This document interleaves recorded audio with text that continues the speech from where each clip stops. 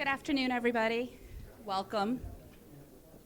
My name is Jen Breaker. I'm the Assistant Town Manager here in Danvers, and on behalf of the Town Manager and the Board of Selectmen, we welcome you to Danvers and to our beautiful Senior Center. How many are you from Danvers? How many people have been to the Senior Center before? How many people have had a cafe meal on Wednesday at the Senior Center? Okay. Everybody should talk to those folks who are raising their hands because the cafe meals here are pretty great and they will deliver to anybody. We're really excited to have the Congressman here today and to talk with you. I could stand up here and tell you all about his background, what he's done, where he's been, but I'm sure a lot of you know that. Danvers has a rich history of military service dating back to almost every past military encounter over the past decades. We believe strongly in our military history, as does the Congressman, so we're excited to be able to welcome him here to this. Yesterday I was talking with our town manager, Steve Barther, who was really upset he couldn't be here today, and he said, I do want you to share one thing with the Congressman for me. So I'm going to read it from my phone so I can quote him. He said, tell him we fully expect him to declare our water situation, a national emergency when he becomes president, and issue an executive order for us so we can build our long-anticipated reservoir. So I hope you will all join me in thinking that is a great idea. And please join me in welcoming the Congressman.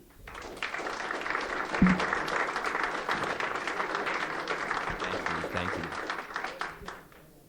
And thanks to you and Steve for your leadership. We really appreciate it. Welcome. Thank you for coming out and coming inside on an absolutely beautiful day. It's an honor to have you here. Can everybody hear me okay? I'm particularly honored to be joined by your state senator, Joan Lovely, who is an amazing partner with us in almost all the work that we do, and certainly all the work at the state level. We work very closely with her office, especially on constituent services. You know, in the last Congress, in the last 2 years, we closed 2,214 cases. And that's an exact number because every one of those cases is important. It made a difference in somebody's life.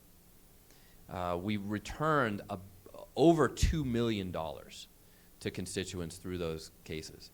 And a lot of times that's by working in partnership with Joan's office, with the other state reps and whatnot in the area to coordinate and to figure out how we can get to the bottom of whatever your needs are.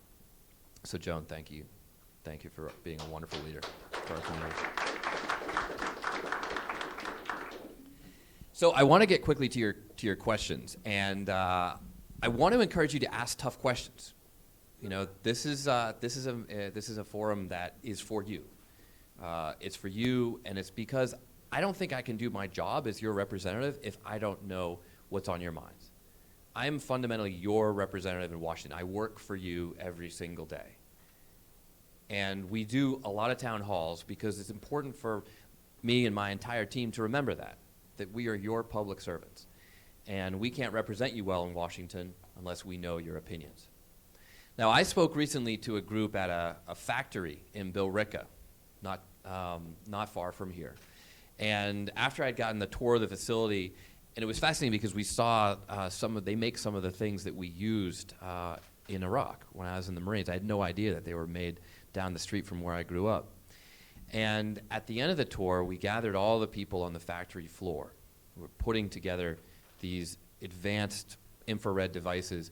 And it was a wonderful example of advanced manufacturing contributing to our national security. And that's what I told every single one of them, that they were important to our national security. And then I said, does anyone have any questions? And there was silence. And so I said, look, you don't have to ask easy questions. You can ask really hard, tough questions. And there was still silence. And then finally, a woman in the back raised her hand and said, who are you?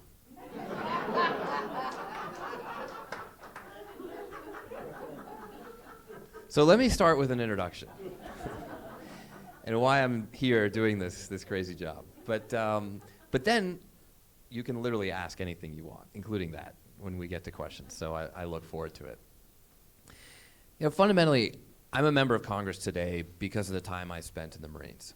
And the reason I joined the Marines goes back to my time in college, where I met the most important mentor in my life. His name was Peter Gomes. Does anyone remember him? He was an amazing man. New York Times bestselling author, professor of one of the most popular courses on campus at Harvard. He was a school minister, but more than that, a larger-than-life moral figure for the university. And he talked a lot about the importance of service, about how it's not enough just to believe in service or support others who serve. You got to go out and do something to give back yourself. And so as I was approaching graduation and looking for how I would do my service, I couldn't help but be struck by all the names on the walls of that memorial church, the names of young men and women who had died in World War II, World War I, Korea, and Vietnam.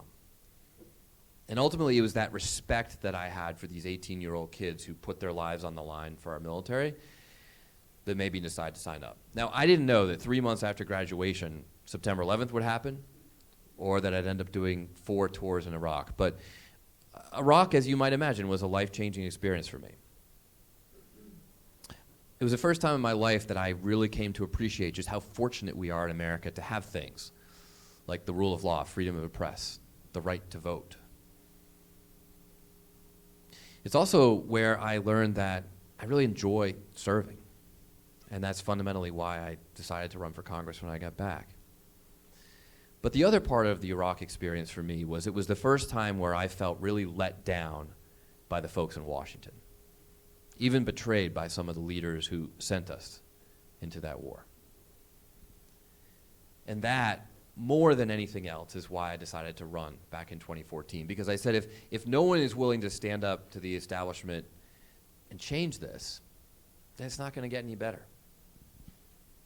Now, as I have traveled around the country in the last couple years trying to help other vets get elected in an effort to take back the House and to get better leadership into Washington, I've been struck by how many Americans I meet, people in communities who are not doing that well, frankly not doing as well, most of them, as Danvers, who are frustrated, who are angry, who are resentful of the people in Washington who just seem so out of touch. You know, the economy is changing faster than it's ever changed before, and we're not losing our jobs to immigrants, we're losing them to robots. They're getting automated out of existence, and Washington doesn't have a plan. I was at a March for Your Lives rally, the protests organized for gun reform, when a father got up and he told a story about losing his son to gun violence, and then he turned to the crowd and he said, "And what is Congress doing?" And tens of thousands of people, as if they'd rehearsed it 100 times, all in unison said, "Nothing." And what is Congress doing? Nothing. That wasn't a proud moment to be standing there as a United States Congressman. But the good news, and the reason why I have hope, is that despite the bitter partisanship in Washington, despite all the things that are not getting done there are people organizing around this country to stand up and demand change. Whether it's teachers fighting for their pay, women fighting for basic respect, veterans fighting for the recognition that they deserve and the benefits that they've earned. Wherever I go, I see people who are living up to that American creed that we can change this country and we can make it better. And we fundamentally live in a democracy where every person counts and where every vote should matter. So don't get me wrong, we have a lot of work to do, a lot of work to do. And I know that there's work to do in tough places in Ohio and Alabama, and there's a lot of work to do right here in the 6th District of Massachusetts and in Danvers. But that's why I'm here. That's why I'm in this public service role again. That's why my amazing team around the room, people like Mike and Marvin, are here to work with you every single day. And it's why I'm glad that you are out here on this beautiful Saturday afternoon participating in democracy. So thank you very much for coming, and with that, I'll turn it over to you for your questions.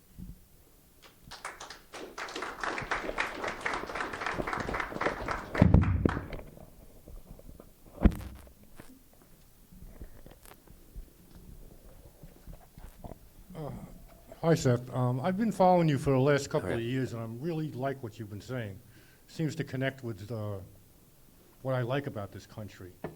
And I hope you run for president. Now, my question is, hey, everybody. My question is, you took on Nancy Pelosi, and for what reason, and what did you accomplish by it?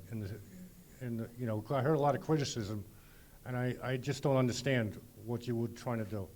Sure. So as I was going around the country trying to elect these veterans, and they're a huge part of winning back the House. In fact, my organization, Serve America organization, endorsed and supported about 15 out of the 40 people who who flipped seats in the House of Representatives. So it was a huge part of that effort.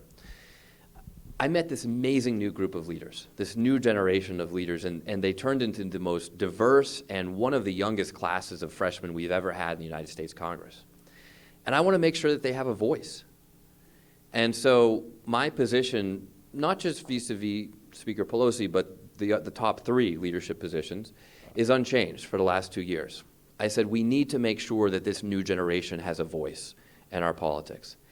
And the agreement that we came to, the compromise that we reached, which has put her in the speaker's spot again, where she's doing a very good job of standing up to Trump, but has also agreed to have term limits for those top three leadership positions, so that this new generation does have a chance to get up and have a voice in our future. That agreement is good for the future of our party. I think it's good for the future of our country. And so I'm proud of what we achieved. Because we had this democratic discussion. Remember, the election of our leaders is an election. It's not a reappointment. It's an election. And because we actually had an election debate, we got the climate change subcommittee. We got the voting rights subcommittee. We got the opportunity for young people and new members of Congress to have much more of a voice in our leadership. And so I'm proud of that compromise. I'm proud of what we achieved. And I'm glad that I did what I thought was right. So thanks for your question. Thanks. Thank you. So I'm Hannah Bowen from Hey, Beverly, Hannah. and just Hi. wanted to say thank you for that commitment to service, and I really appreciate the work you've done to build that pipeline from people who have served in some capacity to politics. And as a Peace Corps volunteer myself, I really like to Thank see you. that. But I'm grateful I had that opportunity, and curious what you think we can do or what you're doing to build the pipeline into those service opportunities to begin with. And is it part of the conversations around the Green New Deal or student loans or any of that? How do we build national service as an expectation and something that's supported? Hannah, thank you so much, and thank you for your service in the Peace Corps. Just to be clear, my organization, Serve America, does not just support military veterans. We support national service veterans. So City Year, Peace Corps, whether you're a Marine Corps or Peace Corps, you're giving up part of your life to do something bigger than yourself. And you're making some sacrifices on behalf of our country, and we should all be grateful for your service. The Peace Corps also, by the way, is really hard to get into right now. So it's a tough application process. And that kind of gets to part of my answer, which is that there's this great demand among young people to have opportunities for service, and we're not even meeting that demand right now. The last time I checked, there were 5.5 AmeriCorps applicants for every one AmeriCorps slot. This is for doing work like the Peace Corps, but right here at home in America, where there are a lot of places that need their help. So I will be fighting to expand national service. If I do decide to run, that will be a huge part of my platform. Because I think we will be a stronger country if more young Americans have the opportunity to serve. Now, some people ask if we should go back to having a draft. And they make the point that, if we had a draft, it might make us a little bit more careful about getting involved in wars overseas. If members of Congress had to worry about their sons or daughters getting drafted to serve. Well, I've been a part of the volunteer military, and I think that makes us stronger to have it be all volunteer. But what I dream of is getting to a point where service is just an expectation, where you don't have to do it, where no one's forcing you to do it. But when you apply for a job when you're 30, one of the first questions you're asked is, where did you serve? What did you do to give back? I think we'd be a stronger country if we had that. And I think we'd be a less divided country too. I served in the Marines, I'm sure your Peace Corps experience was similar, with people from all over America. I had Marines from Massachusetts and Vermont, but also Alabama and Texas, from very wealthy communities and very, very poor communities. We came together with remarkably different backgrounds, different religious beliefs, different political beliefs, but at the end of the day, we were able to put aside those differences to do what's right for our country, to do the best we could for America. And I think that's an experience that more Americans should share. So thank you. So what we're going to do is talk about, I'm already a big champion for expanding AmeriCorps, Peace Corps, national service opportunities in Congress. I sit on the budget committee. I'm actually the vice chair of the budget committee, and every year I've offered amendments to increase funding. We'll continue to do that, but we're also going to talk about what a broader national service program would look with not just a few 100,000 more, but hundreds of thousands of more young people given the opportunity to serve.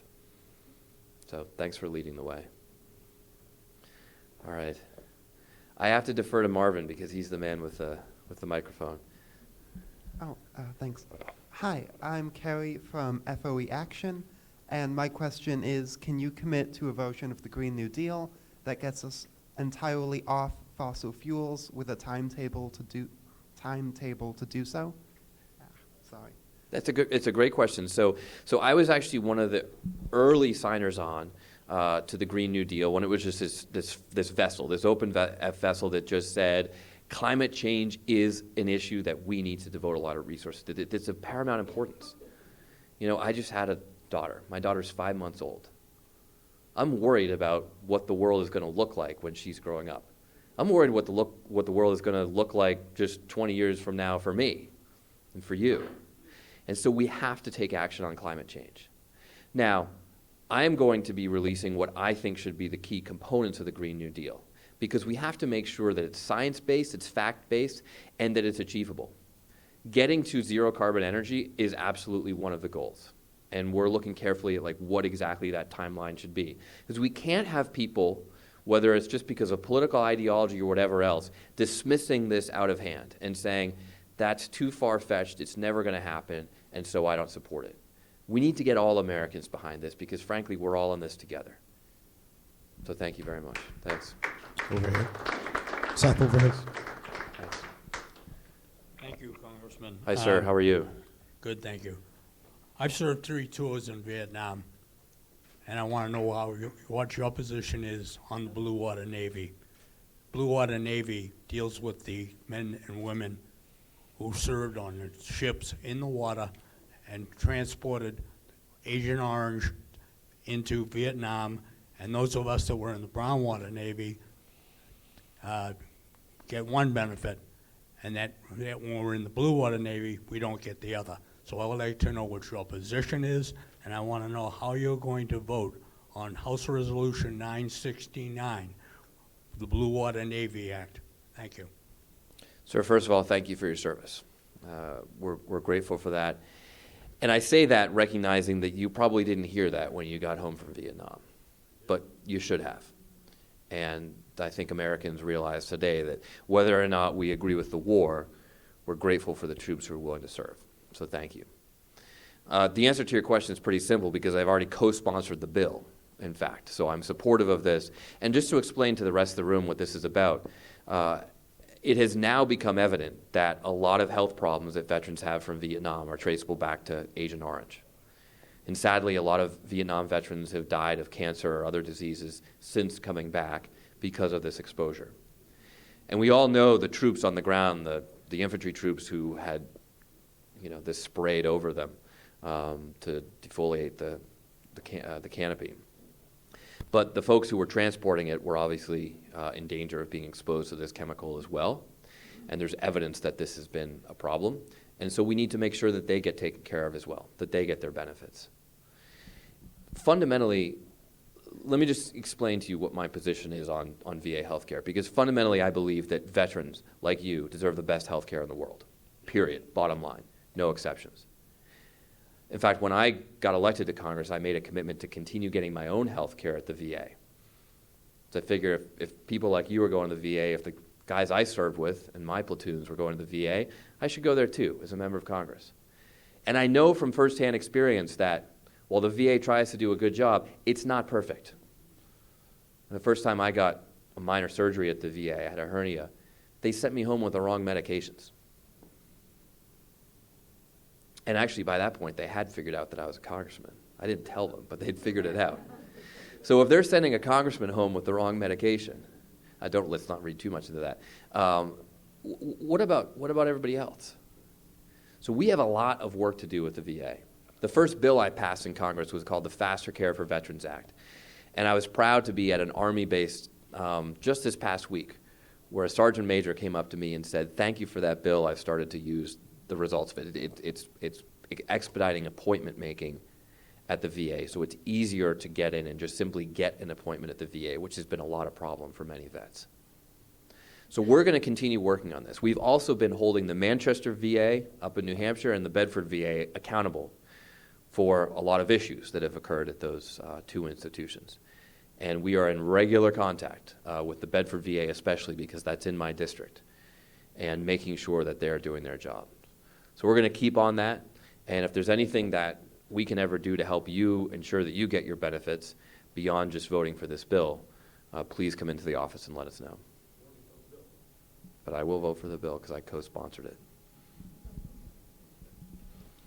This is such a difficult question to ask because there's so many things that I know that we all want to know. In a nutshell, how do we stop the pathology that, in my perception, is growing in this country? I'm concerned about the divisions within the Democratic Party. I'm thinking of the younger group in the House, for example.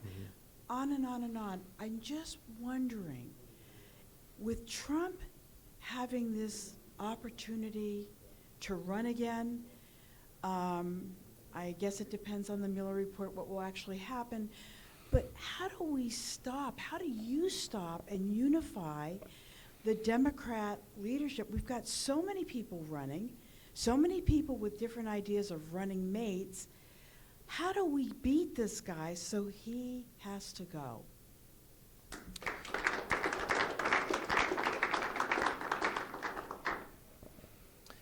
Well, obviously, we've got to nominate someone who can beat him. We got to nominate someone who can win. But I think it's important to say that if we are going to be, I'm speaking as a Democrat because that's my party. If we're going to be the majority party, then it's okay to have the majority of ideas. And the debate that we're having in our party is okay as long as we remember our principles. And let me just take healthcare as an example. Healthcare was polling as the most important issue in the 2018 midterm elections. Well, all Democrats agree that everybody in America deserves good healthcare. That everybody does, no exceptions. So while we can have a good debate about how to reach that goal, what specific policy, whether it's Medicare for all or some combination of private insurance or whatever else, is best for Americans to realize that goal, where everybody has health care. You don't need to worry about getting sick or worry about a pre-existing condition. Then it's okay to have that debate because we're unified on the principle. And I think sometimes the press, the media, likes to play up these divisions to make it seem like, this party is all over here, all over there. And I think that, speaking for Democrats at least, we're much more united than the press would make it out to be. The fact that we have amazing candidates running in the 2020 primary already is good. It's healthy for the country. It's healthy for our party. It's starting a debate about ideas, not just personalities, but ideas about how to take this country forward.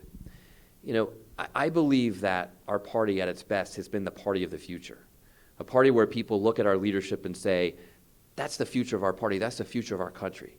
They're going to chart a path forward. And I hope that that's what we get out of this debate and this election.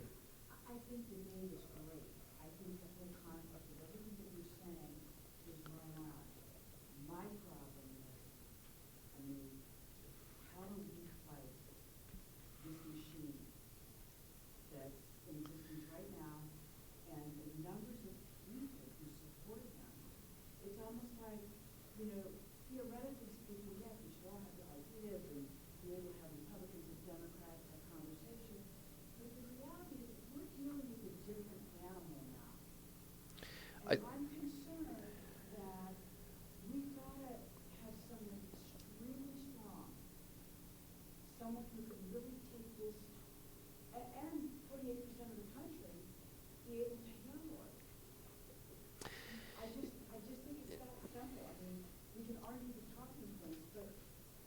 we're not dealing with a regular situation, at least in my years of being part of the process. I think you're right.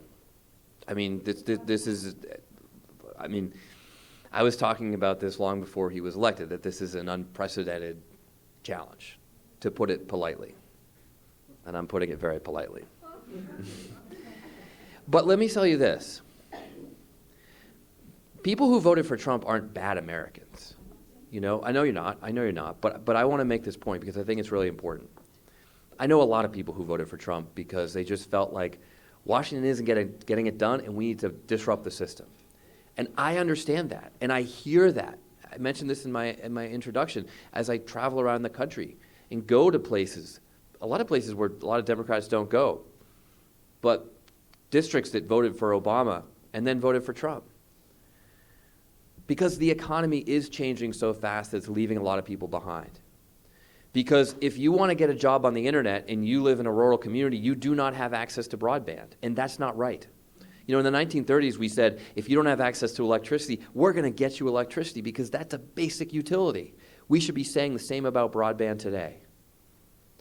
There are a lot of places where people don't have the opportunity to go to school to learn a skill to get a good job, like vocational school.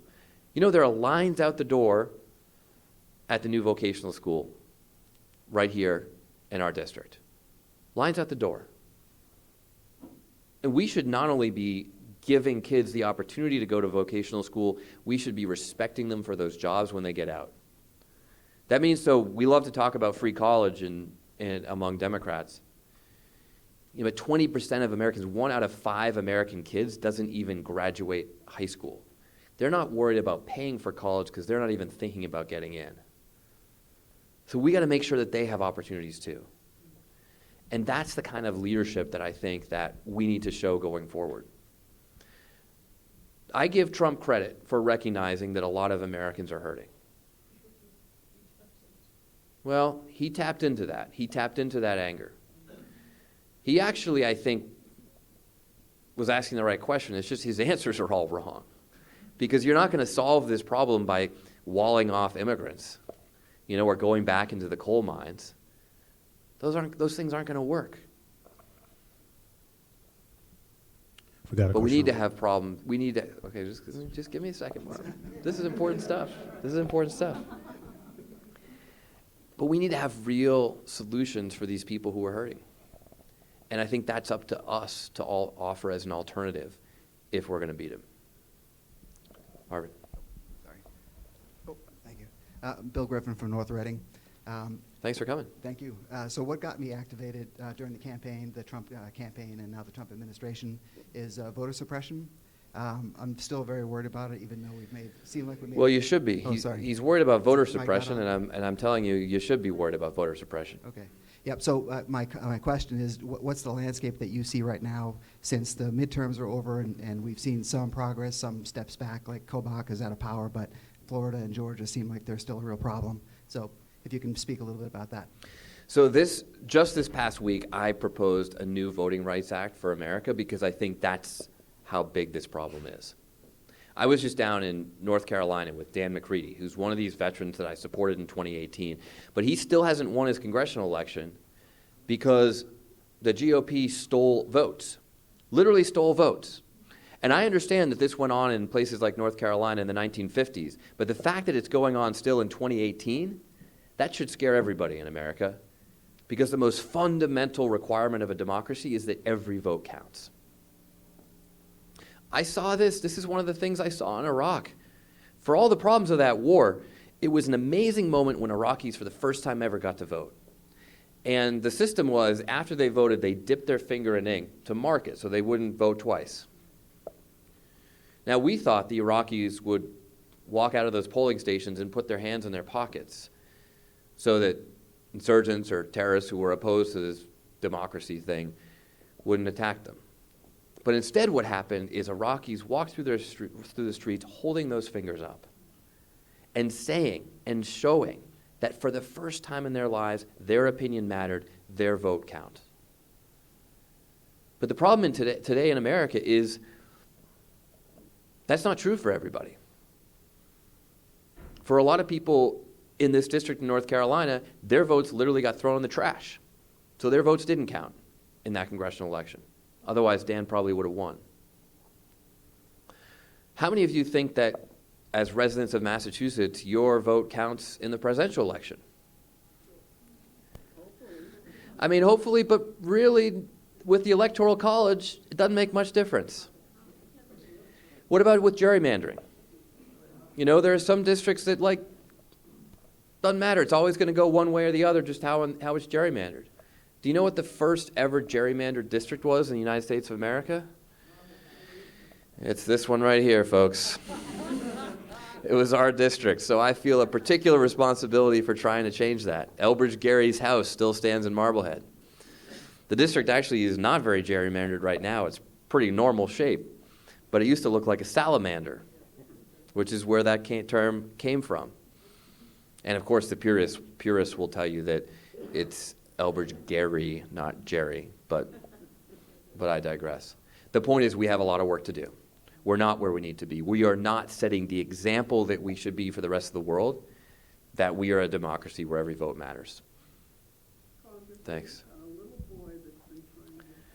All right, this is the last question. Marvin, there's a young man right up here in the front row. Julie Curtis says needs to ask the question. Do you support choice voting? Do I support ranked choice voting? Yeah, ranked choice voting. I'm going to ask your question for you. Yes, I absolutely do. Now, ranked choice voting is one of the things that will help our democracy, but I admit it's a little bit complicated. What it means is that rather than just voting for one candidate when there are multiple candidates, you rank them in order. And the reason why this is better is because if your first candidate doesn't get chosen, you have a choice, you have a say in who the next person is. It's kind of like having an instant runoff. Because just imagine this. What if, a bunch of you voted for, let's say 20% of the people in the room voted for first choice candidate A. Okay? You voted for him. And then you really didn't like candidate B, so you would have chosen candidate C. And then there's a whole bunch of other people who voted for candidate B. There's a bunch of people who voted for candidate C, but they all thought that, I'm not doing a terrible good job of explaining this, but they all thought candidate C was the best choice if they couldn't get their first choice. Well, then candidate C should be the one who wins if your candidate A doesn't get it. So the point is that you have a chance to choose after your first choice who that next candidate should be. Maine has done this. Maine has adopted ranked choice voting. And because of that, Jared Golden, who's another great veteran who ran this last year, got elected. Why? Because it was kind of evenly split between people who wanted Jared and people who wanted Bruce. It was really close. Neither of them got over 50%. But it turned out that there was this whole group of other other people who voted for a third and a fourth candidate. Now, they didn't get their choice because they weren't one of the top two, but they all wanted Jared, not Bruce. Under the old system, they basically didn't have a say because their candidate lost, and that was it. But under this system, even though their candidate lost, they got a say in whether it was Jared or Bruce at the end of the day. They all wanted Jared, so you put his votes together with these third-party votes, and he won. And basically it meant that more people's votes mattered in the election than it would have if we just had the old-fashioned system. So I wish that you had been around to ask this question in 1776 when our founders were putting together the Constitution, because I think if they had studied this issue, that's the voting system we would have. But we don't have it, so we should change it. All right, he's with me. How old are you? 11, so how many more years till you can vote? 7. Good quick math. He's learning. Thanks for coming. Let me conclude with this. Your question was a good example of the fact that our country is not perfect, that we still have work to do. But I think that we are at our best as Americans when we recognize that. when we come face to face with the fact that there are a lot of issues we haven't figured out yet. You know, we haven't gotten race right in America yet. From our terrible history of slavery right up into police brutality and racial discrimination, racial profiling today, we haven't figured that out. From the people who went to segregated schools in the 1950s, segregated by race, to people who go to schools segregated by zip code today and don't have equal opportunity in our education system, we haven't gotten education right yet. From families who watched relatives die of cancer because they could not afford chemotherapy in the 1970s, to people who cannot afford health care today, we still haven't gotten health care right in America. But America isn't about a country that's perfect. It's about a country that thinks we might get there. And I know that the best Americans who stand up to serve, whether it's in the Peace Corps, whether it's your math teacher, whether it's people who go to Vietnam, they didn't sign up because they thought the Peace Corps was perfect or the countries they were going to were perfect. My sister doesn't teach school because she thinks public education is perfect. And sir, I'm sure you didn't go to Vietnam thinking it was the most perfect war. But you went to make it a little bit better. And you joined the Peace Corps to make it a little bit better.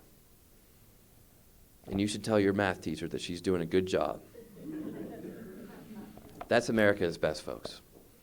And the fact that all of you were willing to skip a beautiful hour of your afternoon to come here and be participants in democracy, to make us do our job a little bit better, to make our democracy a little bit stronger, that means a lot. So thank you for coming out. Thank you for participating. And keep in touch.